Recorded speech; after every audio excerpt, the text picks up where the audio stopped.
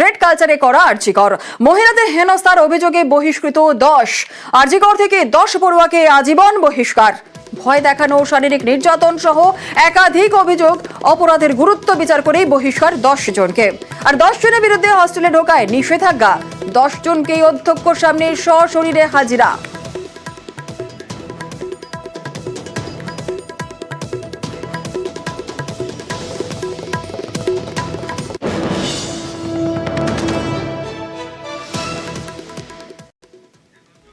যে 10 জনকে বহিষ্কার করা হয়েছে সৌরভ পাল, আশিস পান্ডে, অভিষেক সেন, আয়ুশ্রী থাপা, নির্জন বাগচি, রোহন কুণ্ডু, সৌরভ মাঝি, বিশ্বদীপ মজুমদার, সুমন হাজরা এবং মহুয়া চট্টোপাধ্যায়।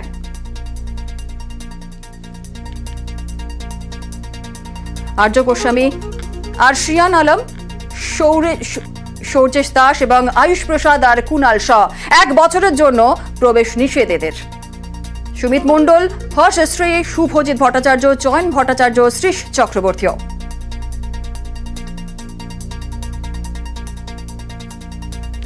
আতাউর রহমান, অতনু বিশ্বাস, রিকেশ কুমার মণ্ডল, রামিজ আহমেদ, যশ রায় আর ঋত্বিক রাজ।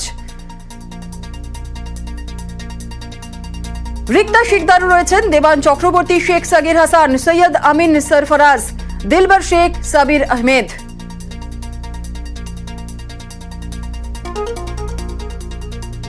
কলেজ থেকে বহিষ্কার দেবাঙ্গন ধর, থ্রেড কালচারে তাদের শাস্তি।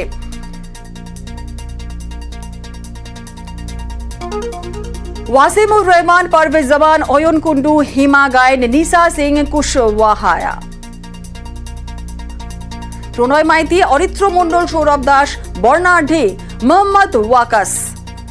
পরীক্ষায় ফেল করানো, হুমকি, হস্টেলের থেকে তাড়ানোর হুমকি, শারীরিক নির্যাতন, একাধিক অভিযোগ রয়েছে।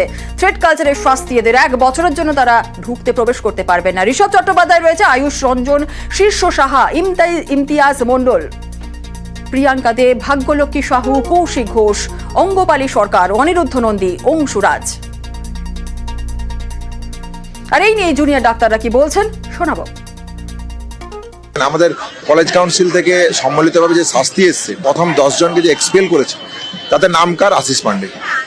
সে কে অলরেডি সিবিআই এর দায়ে অ্যারেস্ট। এবং ইনকোয়ারি কমিটির যে রেকমেন্ডেশনগুলো ছিল সেগুলোকে যদি আমরা দেখি, সেখানে ফিনান্সিয়াল অভিযোগ, সেক্সুয়াল হ্যারাসমেন্টের অভিযোগ, মানি লন্ডারিং এর অভিযোগ। সিবিআই যেখানে বলছে যে মানি লন্ডারিং এর কেস আর 9 তারিখের ঘটনাকে আলাদা করা যাচ্ছে না, তাহলে এই যে 10 জনের নাম, এই 10 জন হয় প্রত্যক্ষ বা পরোক্ষভাবে 9 তারিখের ঘটনার সাথে যুক্ত।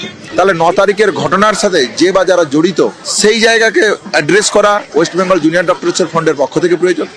আবার আমাদের যে 10 দফা দাবি, সেই দাবিকে নিয়ে বিভিন্ন রকম আন্দোলনের কর্মসূচি নেওয়াও প্রয়োজন আছে।